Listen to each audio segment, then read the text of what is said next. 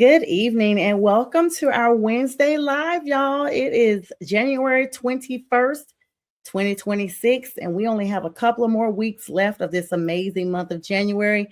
Thank you so much for joining me. I am Sonia, host of Prim and Proper Sports, and I hope everyone is doing well tonight. Shout out to Pink Fanfur, the realest real creator that I know. That a lot of y'all know. She does all the reels behind the scenes. And shout out to Brian Bistrilla, the production team that he runs with McGrath, guys, streaming network. So shout out to the beats and everything. All right, y'all, this is the time of year everyone has waited for, unless you're my team who has already been eliminated. But it's the most favorite time of the year in NFL because we finally get a chance to see who our Super Bowl contenders will be. And y'all, this is so funny. It is literally going to be Sean versus Mike on both sides of the ball for the AFC and the NFC divisionals that are this weekend on Sunday at 3:30 p.m. Eastern Standard Time, as well as 6:30 p.m. Eastern Standard Time. Both games will go down this weekend, this Sunday, I should say, beginning of next week. And you do not want to miss out. And in case you've been living under a rock, it's going to be Rams and Seahawks, you guys, the NFC West divisional contenders versus themselves for the NFC title and a chance to go to the Super Bowl 60 on the opposite side, the AFC. It is none other than the number 1 and number 2 seeds, the Denver Broncos, Sean Payton and his Broncos making the first Super Bowl appearance since 2015, Super Bowl 50, when they played the Carolina Panthers, and none other than Drake May and the New England Patriots. So shout out to them. It's been a little while for them since they came in. And shout out to all of you guys. Please come on and say hi. I don't have a guest tonight. It's just me. So I'll put your comments on when I see them. Hi, Jeffrey. Hope you're doing well. Thank you so much for always showing love. You guys make sure you share the live here. Jeffrey, yeah, I know about the Panthers and all that good stuff. And thank you so much to the other platforms, the other pages out there. Keep pounding all of those networks. Truth be told, the NFC pages and various teams that are allowing me to share this live stream. Thank you so very much, and to the UFL leagues out there as well. All right, so this is the opening drive, y'all. Since I'm laying this out this way solo dolo, I'm going to give you guys a guided tour into what tonight's going to be on. In midway, we're going to have a special treat. We're going to be shouting out Pearson Jones, have a special commercial presentation for her. Have your phones on standby because her QR codes will be populated during that time, and you want to make sure. There's been a lot of people wanting to donate to her scholarship drive. That is my niece. So if you are interested in doing so, she thanks you for all your support. No amount's too small. The popcorn drive, she's doing a raffle, everything right now. All that will be populated here at the 9:30 hour. All right. So it's championship week, and those matches are set up. This is a league in transition, though, guys. This is not just about the NFC, AFC matchups. You have to know that it's always something that kind of is in the backdrop. It's always something that lingers, that kind of takes away that shine. One year was Marshawn Lynch hanging up his cleats, and it kind of overshadowed, what was going on with the playoffs. And then it's something else going on here. What's up, Robert? Robert Wardell, always a big supporter of the show. He said, I got Hawks versus Pats. Hawks win Super Bowl. Well, I will actually agree that it's probably going to be the Hawks versus the Pats. And I think the Pats are going to win it. At least, it looks that way. I don't know. Drake May coming in. We'll talk about that in just a little bit. This is his rookie appearance in the Super Bowl. Only 2 seasons in. And let's be clear, guys, even though this is his second year, rookie contracts are for a reason. They're usually like the first 3 to 5 years that are players with a team coming out of college. There's that eligibility period where he is trying to prove himself in the league and to his team. And so Drake May has made huge strides with that Pats offense. And I do want to congratulate Mike Vrabel. I do think he is the coach of the year, you guys, coming from the Titans where he could not tighten up, and literally took the helm of this Patriots team and just went straight all the way to the top. So you have to give him some kudos there. Definitely accolades loading on both sides of that diameter there with the coaching and the player. So we're going to talk about that in a little bit. But of course, the coaching carousel is what I'm talking about, guys. It looms in the background all the time. This couple of weeks ago, it was a bunch of firings. And I'm going to be honest. Once Harbaugh was fired, I felt like all bets were off. At any given time, we could expect to see any given thing. And that's exactly what has been happening. If you look around the league, everywhere Mike Tomlin decides to step down, or did he? Now, we know Steelers have a habit of not terminating their coaches. Tomlin has been there almost 20 years, 19 years, and they've only had 3 coaches in the last 60 years. So they are loyal to their coaches, and their coaches are loyal to them. But he steps down. As a matter of fact, he was all smiles in Georgia this past weekend at a match, a gymnastics match with his wife. They were cheering on their daughter here. So he was all smiles, already looking great. Don't know just yet if we've seen the last of Mike Tomlin or not. The verdict is still out. Y'all know I like to always say that. He may just need a reprieve. He'd been hinting around about this for the last couple of seasons, and this was just it. So, of course, Steelers got their hiring caps on. Miami ended up firing, McDaniel. He's out there looking for a job. It's literally 10 coaches at this point that were or are still jobless and vacancies. So let's run through those here. Buffalo, the biggest news, guys, since I last saw y'all was, even though Buffalo went all the way up to the pre-AFC divisional, the Bills fired Sean McDermott. Now, to me, that was a shock. Even though I told you guys all bets were off once I saw Harbaugh get fired by the Ravens, I was genuinely shocked about Sean McDermott being terminated. I mean, in my opinion, you got the team almost there. I guess almost doesn't count. But let's be clear, y'all. This was a matchup this year without Lamar Jackson, without Patrick Mahomes, without all the nemesis that everybody knew that Josh Allen faced. And this had to be his year. 5 turnovers, 3 resulting in points during a crucial matchup, literally an emotional postseason conference and camera appearance and all the stuff he's been on social media crying and what have you. And none of that even mattered. Now, I have a theory about it. You can't ever say that you're against the refs in the NFL. You cannot say that. You can't say you're against the league. You can't say any of that. We've seen this over and over, like revisionist history, Colin Kaepernick, the knee thing, all the way up. Everyone starts just getting dropped off. Or even if you're a problem in the locker room, Brandon Marshall, who was with the Jets, who was with the Bears, now he's a commentator. Dez Bryant, known to be just negative. The Cowboys rumoredly blackballed him. Saints picked him up during the practice, during him actually practicing with the team before the season even started. He has an Achilles injury and never comes back as of today in the league. So, Bills, McDermott, in his press conference right after the game, I literally thought it was AI, y'all. He comes out, he talks about the critical turnover, interception, what have you, and he says that it didn't go their way. And he literally comes out and says, I'm riding with the Bills on this. I know it didn't go our way. Like, basically, that shouldn't have happened. Next morning, he's terminated. So in my mind, even though people are saying, hey, it's probably because, the writing was on the wall anyway, I think that may have been a catalyst.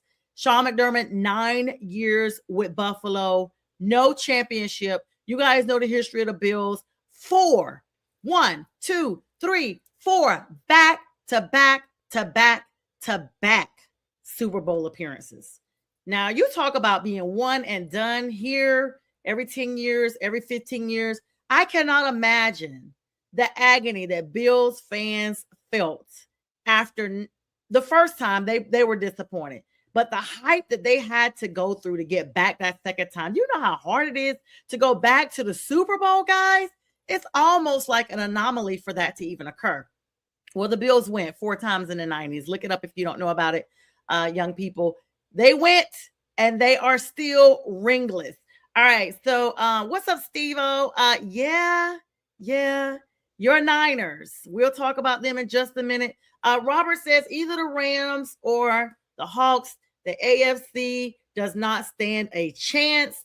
The NFC Championship winner will be your winner. All right, well, there's some teams out there from the NFC that say they want an NFC representative. I'm one of those that both of those teams tore my team up, and I don't have no time for it. In fact, since Steve-O brought it up, we'll talk about all that in just a minute about the Niners. I don't know. Is Shanahan on the chopping block? Like, how do you gauge who's on the chopping block and who's not? Let's move on, guys. All right. So Buffalo is now in a new era. As I was speaking about them, they had a press conference today with the Bills owner, Terry Pegula, and the general manager, Brandon Beane, and the McDermott fallout. Basically, there was some issues going on with them. It was a January scar is what it's being called. And it was because of the comment regarding the loss in Denver. Josh Allen is going to have to step all the way up next season, but they're actually giving him some vocalness in the next coaching hire. So we'll see. I don't know, guys. I think that window is slowly closing. Every year we want to look at teams and say, oh, no, they'll be back. I don't know how you even figure that. What's up to my brother, Marcus? Hey, Marcus, I almost asked if you're going to be available tonight because your Pats are in it. And I hope you are doing well. He said the Pats will figure out a way. That's his team. That's my brother, my real brother, guys. Love you, bro. Thanks for supporting us always. And what's up, Nikki, Tally Jag, Jayville? They got eliminated right around the time the Panthers did. Duval, their coach got big things popping down there. So you guys will be back. Good evening to you, Nikki. What's up, Yoli? Another playoff contender that was recently eliminated. The Green Bay Packers packed up their lockers the last few days and is out. And what's up, Linda? Hi, everybody coming on tonight. Thank you guys so much. What's up, Pink? I gave you a shout earlier, boo. Thank you so much. All right, guys. So yeah, the Harbor. This is what the trigger for the entire firing. I don't think we've seen this many coaches flying off the shelves like a clearance day. I don't know, at clearance at Walmart. I guess you could say that. Reflecting on what John Harbaugh actually, his official introduction began. So if you haven't heard, the Giants have hired him, guys, to the tune of $100 million, $20 million per year, guys, 5 years. That's what he said he was going for. And the Giants pulled up. In fact, they pulled up so fast. Tennessee was in the process of getting a plane for him. And the Giants just came like in the middle of the night, like, no, we already got your pre-draft here. Go ahead and sign. We'll take an electronic signature until we can meet up with you and you can give us the real thing. So it's solid. He's there. And the Giants will have him as their head coach next season. I'll come back to that in a minute because I want your opinion on if it's going to really be a difference maker his first year. All right, Steeler Nation shock. Mike Tomlin stepping down, 19 seasons. Those are big shoes to fill. Steeler Nation literally have been calling for his departure. I'm going to be honest. I know several fans personally, and they were all like, Mike, you can go ahead and hang it up. You've done well. You didn't do great. We'll see you later. And he left. So now Aaron Rodgers, of course, is talking about making his exit. There are a couple of big players that they're saying may not be coming back because their contracts were up anyway. And they just don't know who's going to be filling those shoes right now. Of course, Arthur Smith's still the OC there. No word on if he's been offered a head coaching position. If you guys don't know who he is, he's the former Falcons head coach. So they're going to be definitely bringing him in there, I guess, as a consult at this point. Yeah, Nikki. Yes. The Jags are definitely getting it done. Biggest come up, getting the coach over there from Tampa Bay to move up, and just Cohen. He brought a lot of stuff to the Jayville, and I really thought you guys were going to go a little further, but hey, there's always next season. Everybody's 0-0 right now. All right, so let's get into some of who to watch out for. Mike McDaniel is still circulating, going around for a job. He was supposed to have spoken with Dan Campbell in Detroit because they go back. They have some history together. They're friends, what have you. Speaking of, let me pull this note up because I want to make sure I get this absolutely correct. The Detroit Lions, guys, who have not been in the playoffs this year, they finished around the same tune that the Panthers did. But last year were 15-2. Really, really, really good team. They go out and They don't even get anybody. They get like nobody whatsoever. They went and got the Cardinals. Oh my goodness, guys. I can't make this stuff up. They went and got the Cardinals for their actual offensive coordinator position. And I have no idea why. It's not going to be advantageous. Danny Smith. Excuse me. Let me back this all the way up. Let me pull you to what the Lions did with this Cardinals person first. So there's a lot that I've got to tell you guys about. Drew Petzing. He was hired from the Cardinals offense to go to Detroit's offense, and he won less games than they did. I do not know why. They said it's a Dan Campbell direct hire. So I don't know. I don't know. In my mind, I feel like with the John Harbaugh firing this season, it's a trigger for next season as well. It's a trickle-down effect. And I feel like Dan Campbell, if he doesn't pull it out some kind of way next season, especially after appointing his own appointment of this offensive coordinator from the Cardinals, he may be the next person that we're talking about is on the chopping block. But that's a year removed, and I just wanted to put that on you guys' radar so that you can know what to be out for. All right. Another person that was moved around that I was shocked about, the Tampa Bay, everybody complained. They cleaned house except for Todd Bowles down in Tampa. So what they did, they got rid of everybody except for him. But they went ahead and brought in Danny Smith as their special teams coordinator from Pittsburgh. I told you guys, once Tomlin stepped down in Pittsburgh, everybody is like clearing out of their players, everything. I don't know what's going to happen, but I bet Steelers fans are frantic right about now. But having this guy as your special teams coordinator is exactly what Tampa Bay needed. Not that I want to boost them up, to be the closer of all those games that they lost this season. Like, they lost several games that came down to special teams plays, and you were just like, what happened? And so get ready for Tampa Bay to try to bounce back at least a little bit before next season with this hire. All right, let me go back to my main little page here that I was talking to you guys about. All right, so once you look for that, and coaching are coming throughout, everybody's getting hired and what have you, the verdict is still out on everybody else. Let's talk about these championship games here. And in about 9 minutes, we will do a pause for the special commercial presentation. Have your phones ready, like I said in the beginning of the show. For the QR codes, they're going to be populating for my niece who's on the scholarship run. Every dollar she gets to keep. And Delta Sigma Theta will match it if she wins the overall contest of raising the most money. Of course, Pearson has committed to UNC Charlotte for the fall. I cannot believe my girl is literally graduating. She's an honors student, and she plays basketball. She's a cheerleader. She just was crowned Miss Homecoming Queen for Southwest Guilford. Very well accomplished, and she is very involved with her church, Sharp Road Church of Christ in Greensboro. So shout out to her. Shout out to her parents, Anissa and JT Jones, and shout out to all of you who have been so supportive to her. So we'll play that commercial here at that 9:30 mark.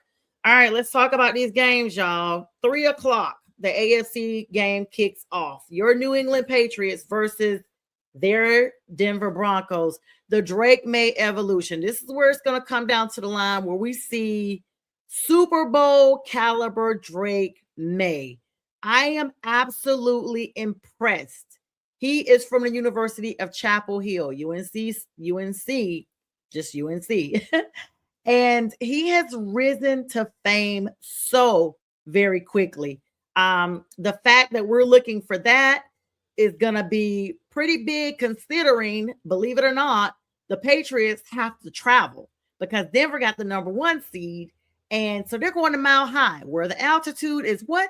Mile High. So it's going to come down to physicality. You're going to see the oxygen tanks going and what have you. They're literally also traveling by coastal. So that game is kicking off at 3 p.m. Eastern Standard Time. It will be aired on CBS. This is the no Bo reality, discussing the impact of him being out. He had, you know, all the stuff that Denver has gone through. Bo Nix went through his ankle surgery today. Just crucial, crushing for Denver. A lot of us didn't even know that injury had happened. Let me put a pause there and address this comment, and I'll come back. Yeah, Brent, Jim Harbaugh knew Mike McDaniel wasn't a fit, but could score a lot of points for a season and move on. Lions might regret that. Wow, that's big. That's really big. That's big. Yeah, so there's that.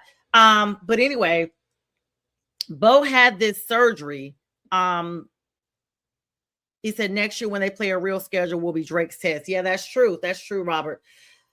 A real schedule, because you guys know a lot of these teams did have like not that tough of a schedule. I'm gonna put it out there. The Panthers had one of the most toughest schedules in NFL, and I'm not saying as a fan, I'm saying that because it's been said. So, but anyway, no one saw this injury, y'all. But for this game going into overtime, we probably would still have Bo Nix in the AFC Championship. That's the part that really bothers me the most.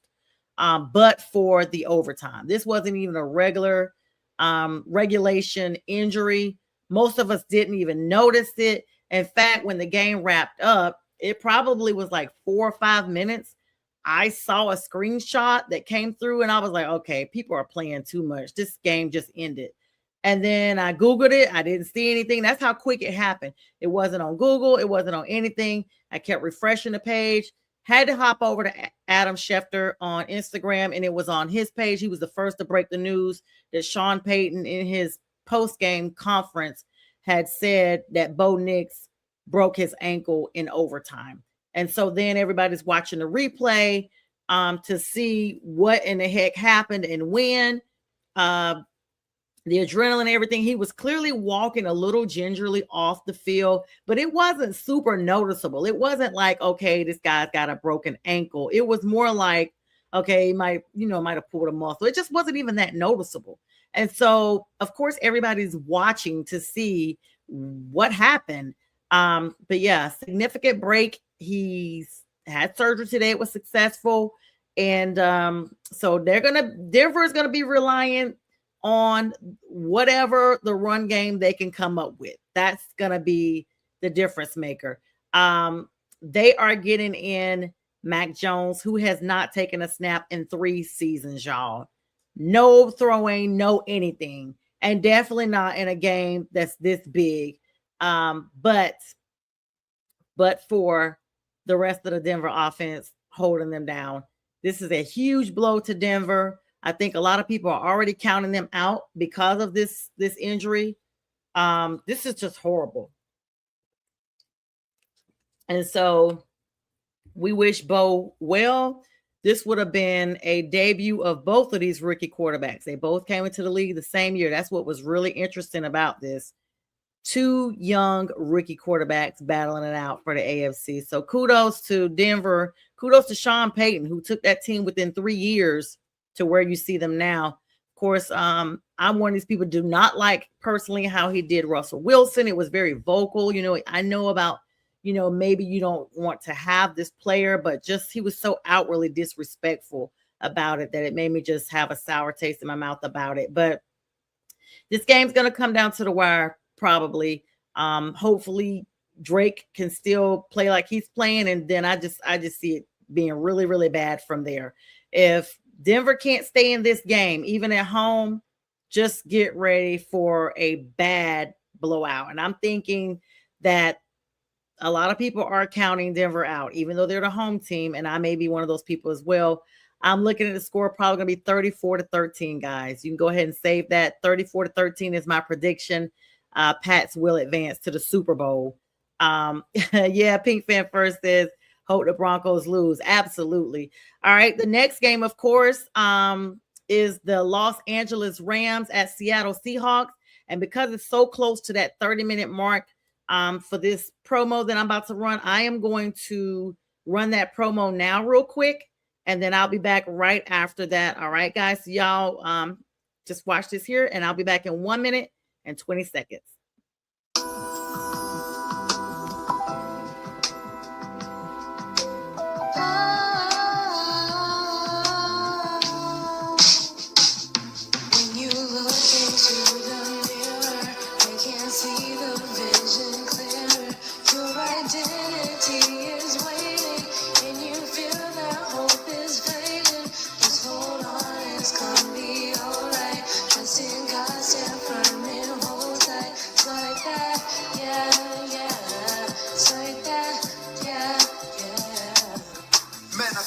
time tested, uncontested. Can't mess with the King of Kings and Lord of Lords when I'm in his presence.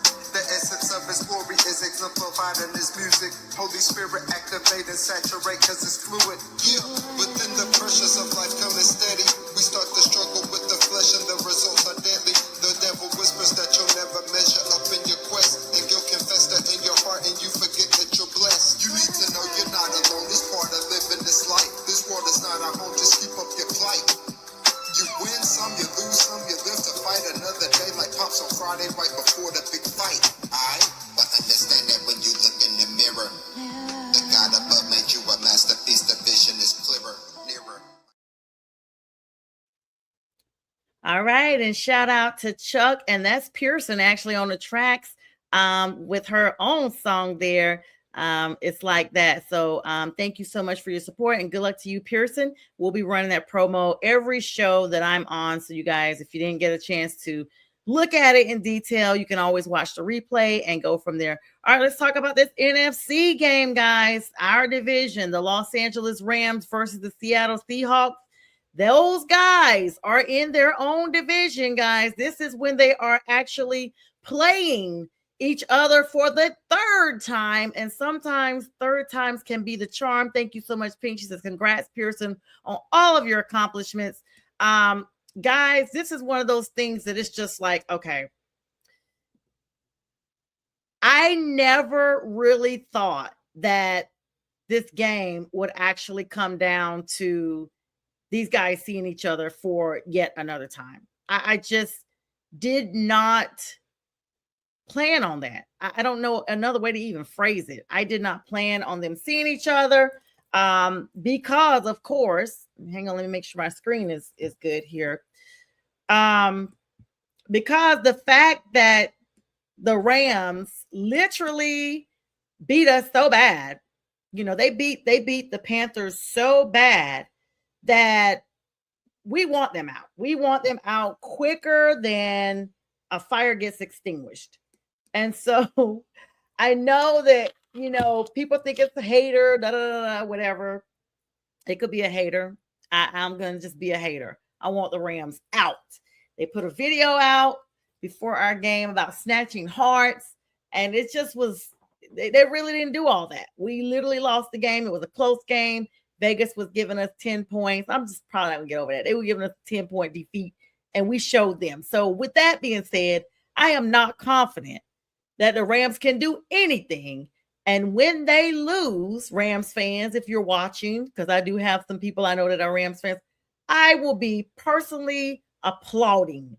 So this is a rivalry match. We said at the beginning of the season, and we're probably midway the season. We said at the beginning, watch out for the NFC West. We knew they had a lot of talent.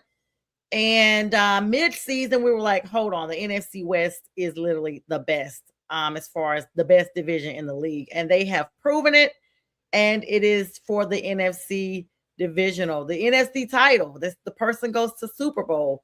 It's the Rams and the Seahawks. Now, after the Rams knocked out the Panthers and then the Bears, it's basically coming out, can they even take care of Seattle at Lumen Field? So that's the thing. Seattle has home field advantage. And y'all know they just came off of a bye. They're chilling. They have that 1 week that was a way back. They needed that and they appreciated that. And so here it is. Now it's their turn. Like you said, Pink, they barely won the last few games, and Atlanta beat them. You know, Atlanta freaking beat them. Y'all are not all that. All right, so it's going to come down to Stafford versus the McDonald defense. It's going to be tactical chess match of the week. You're going to look at these teams. They know each other very well. The momentum has been there between these teams. The rivalry has been there between these teams, and we're going to see it. The sad thing, guys, Seattle just beat the 49ers so bad a couple of weeks ago that they were still bumped up and bruised when they came into this postseason, and they just could not hang. I mean, CMC, Purdy, everybody. We know George Kittle went down. He's out for the season with an Achilles. I mean, it was just game over for them so quick. And so I just hope the same thing happens to the Rams. Of course, 49ers are in the same division with the Seahawks. Now they've been tossed out. It's time for the Rams to definitely get tossed out. That tossed out will make me feel just as good as if the Panthers had won the Super Bowl. That's how thrilled I will be when they get trashed up out of there. And Brent has a good point. Stafford is hated by so many. Of course, former Detroit Lion quarterback, but he's not convinced that Darnold can deliver. And see, that's what it's going to come down to, Brent. Are we going to see Seattle Seahawks Darnold for the duration? Or are we going to get glimpses of Jets Darnold or Carolina's Darnold or Minnesota's Darnold or backup QB Darnold? But shout out to him. He did what a lot of quarterbacks don't do. We thought as soon as we saw him fade to the backup role in San Francisco that we had probably seen, or was it the Rams? We thought we'd probably seen the last of Sam Darnold. But then he emerges back out and he's literally leading Seattle to their first post-conference win in a very long time. So all the teams that are on front row for this weekend, they have several years between the last time for playoff positioning. All right, but this is the thing, the injury report. I got to bring y'all the injury report. Key injuries. The Denver and New England game.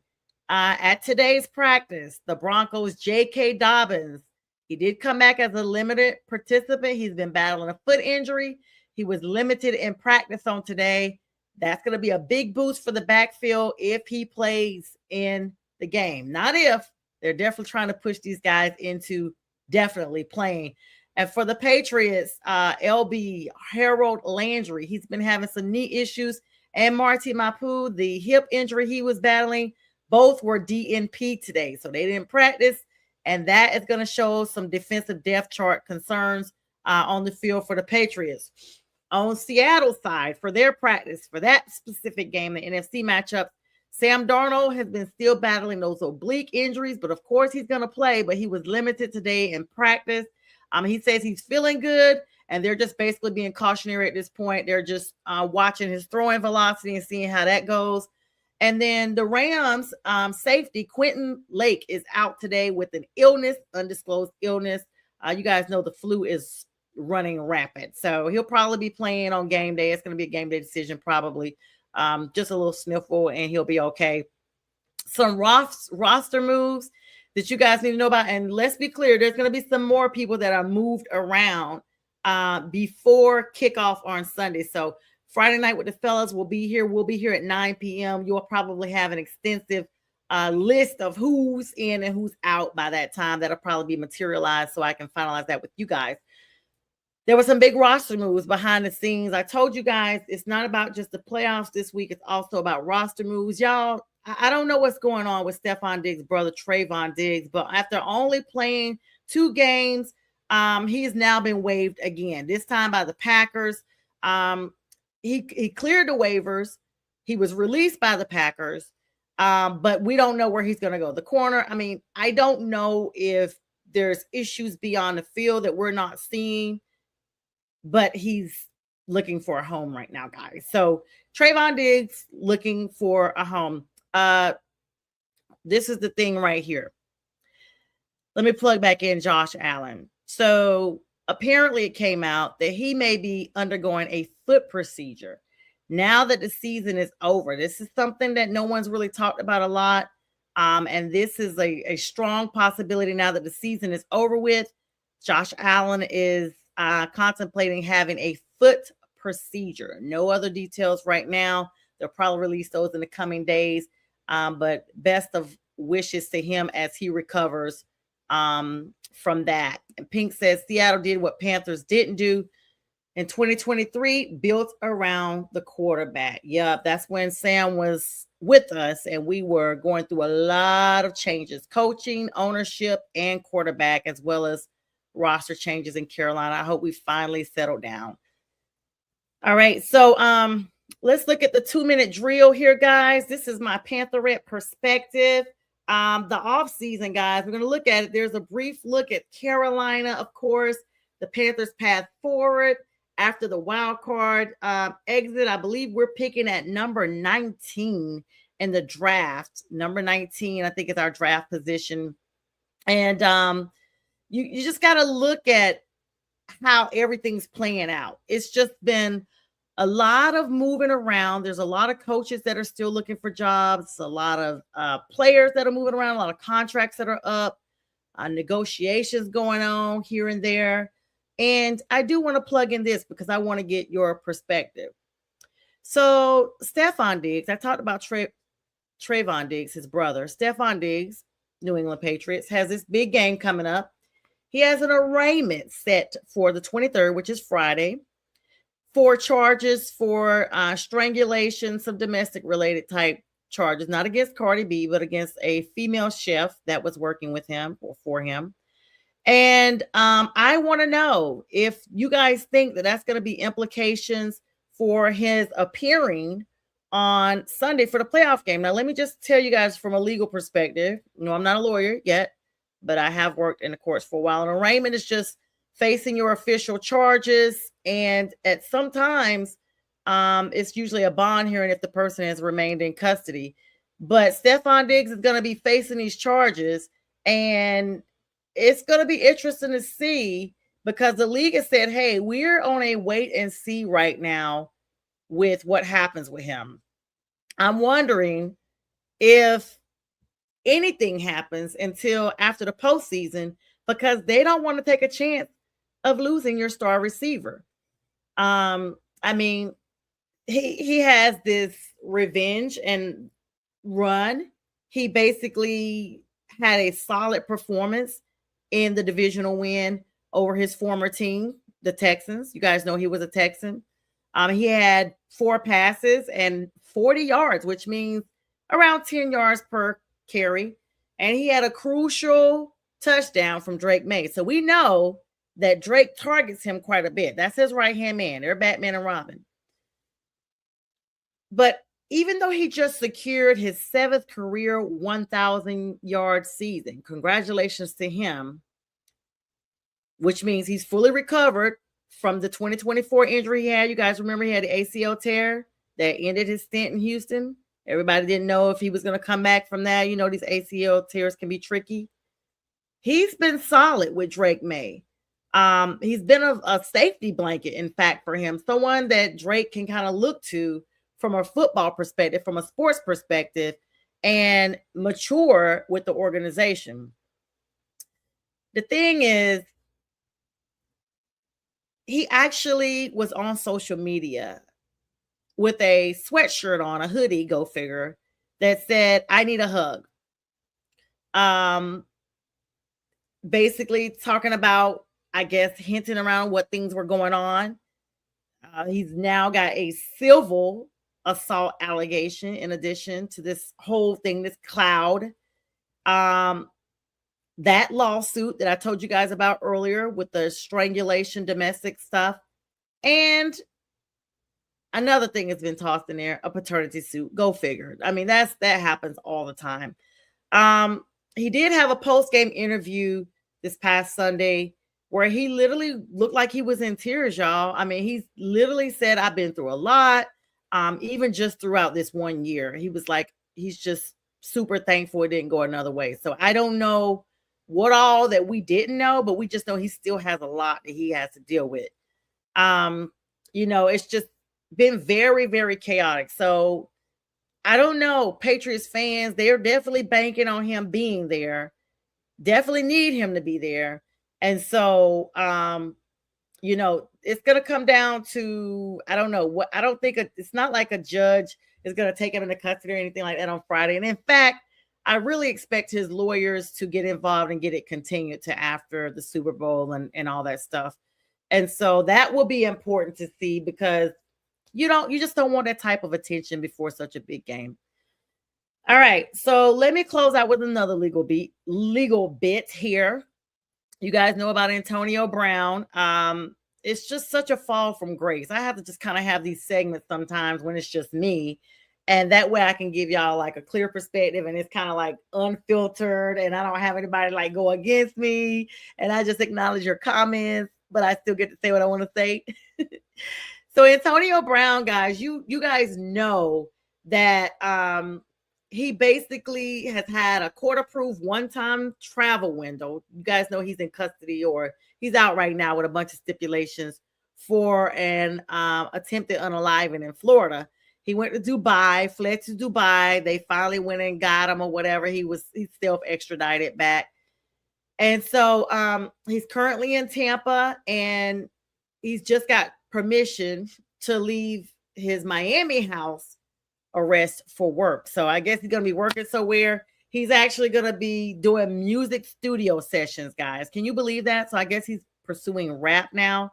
And he's signed with Energetic Exotic, which is a luxury car rental company out of Miami, that he's doing like some type of spokesman stuff with them. He's currently staying with family in Tampa and a couple of his kids or whatever. And he just finally has a moment of normalcy before everything else goes down with his court case. The clock is ticking, of course. His freedom is going to expire 5 days. He got a very short window to travel. He's legally required to be back in Miami by Monday, January 26th, coming up here. And his next court date is literally that Tuesday, the 27th. And it's going to be regarding that second degree unaliving attempt that came out last May, guys. I still just cannot believe this happened with him after a celebrity boxing match that he was with. But this is going to be really important to look at. A lot of surveillance was called by people's phones. It was like he had no shame whatsoever. But additionally, Florida has the stand your ground law. So that's going to come up as a defense with basically his legal team, who are still pushing the stand your ground narrative, claiming that the victim that he attempted to unalive had a history of threatening him. So he may have a defense, guys, but for him to go from $80 million to a negative net worth is insane. His finances have taken a huge hit. And of course, now that he has an attorney, he's in Chapter 11 bankruptcy that he's filed. And it's just, me as a law student, and then of course having this type of sports channel, I get a chance to kind of hone in on some of the importance of the business of the athlete, basically, like his financial collapse. And you look at that with his peak years in Pittsburgh. Then he went to Tampa and helped Tom Brady out, and they got the Super Bowl, and then it just was all over it. There was at one point when he was in Pittsburgh that Antonio Brown was the highest paid receiver in the league. And so if you look at it now, it's kind of like a survival. He has to come through this and possibly be able to rebrand. I don't know how he's going to do that, but he's a stark reminder of how quick the lights can really go out, y'all. Like, you could be on top of the world with the lights all around you, and then your off-field behavior just permeates onto the field. And next thing you know, it's already bled in so much that nothing on field even matters anymore. And when he left the last time and taking his shirt off during the game and whatever, it was like, wow, it just seems to go wild from that point. But anyway, all right, guys. So that's literally all I have tonight. I appreciate all the likes, love, shares, the comments, the engagement with you guys. You all made this show so much fun. Thank you so much for chiming in with me. Brent, Pink, Nikki, of course, Steve-O was here, Robert Wardell, Linda, Yoli, Tally Jag, Nikki. I appreciate you guys. And Jeffrey, I appreciate all of you all. And for everyone on social media, as well as YouTube and TikTok and all that good stuff, I appreciate you guys so much. On Friday, January 23rd, I'll be dedicating that show to my grandmother, Birdie English. That will be, let's see, this is 11 years since she has transitioned from amongst us. So that show will be starting at 9 p.m. Join me, J Train, and B Strilla, and you never know who else we may have on. Oh, actually, Fern's going to be on this Friday, and we're going to have a special guest from Alabama, y'all. Yes, roll tide. We're going to have an Alabama player joining us on Friday. You do not want to miss that episode. So I hope everyone has an amazing week. Y'all stay warm. It's supposed to be some really bad weather across a lot of the Southeast this weekend with a lot of ice and what have you. But for now, it's all clear skies, just a little chilly temperatures. But with that, I appreciate everybody. This will re-air at 2 a.m. If you missed the beginning, you don't want to miss the replay. Y'all have a blessed night. Good night.